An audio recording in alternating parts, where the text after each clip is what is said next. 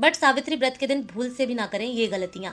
Number 1, अगर आप शादी के बाद पहली बार बट सावित्री का व्रत रख रही हैं तो इस व्रत को ससुराल में नहीं रखना चाहिए। सुहाग की सारी सामग्री मायके से ही लेनी चाहिए।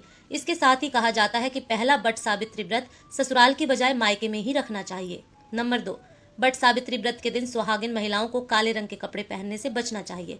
चूंकि काला रंग नकारात्मकता का प्रतीक है, इसलिए पूजा पाठ जैसे शुभ और मांगलिक कार्यों में इस रंग का प्रयोग वर्जित है। ऐसे में सुहागिन महिलाओं को भी इस बात का विशेष ख्याल रखना चाहिए। बट सावित्री व्रत के दिन शादीशुदा महिलाओं को भूलकर भी सफेद और नीले रंग के कपड़े भी नहीं पहनने चाहिए।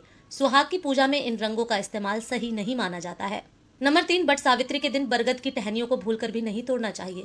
कहा जाता है कि इसे माता सावित्री का प्रतीक माना जाता है। ऐसे में बरगद के पेड़ की टहनियों को तोड़ने से आपको पूजा का शुभ फल नहीं मिलेगा। नंबर 4, बट सावित्री व्रत की कथा जरूर सुने। कथा के बीच में गलती से भी अपने स्थान से नहीं उठना चाहिए, वरना आपकी पूजा अधूरी रह सकती है। नंबर 5, सावित्री पूजा में बरगद के पेड़ पर कच्चा धागा बांधा जाता है। ऐसे में परिक्रमा करते समय अपने पैरों को दूसरों से ना छूने दें, वरना आपकी पूजा में बाधा आ सकती है। पूजा का शुभ फल पाने के लिए इन बातों का विशेष ध्यान रखें।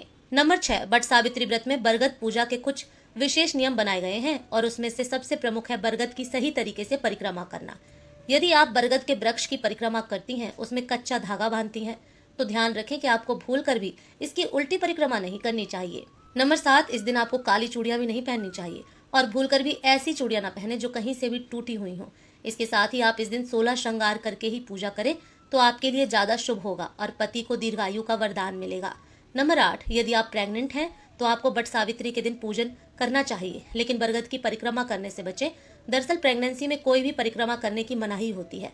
आप प्रेगनेंसी में भले ही व्रत उपवास क्यों ना कर रही हो, लेकिन परिक्रमा से जरूर बचें। नंबर 9, यदि आप बट सावित्री व्रत करती हैं और इस दिन बरगद की पूजा करती हैं तो ध्यान रखें कि आपको भूल कर भी इसकी कथा बीच में नहीं छोड़नी चाहिए। बट सावित्री की कथा अधूरी छोड़ने से आपको इसका पूर्ण फल नहीं मिलता है और भावी जीवन में समस्या आ सकती हैं।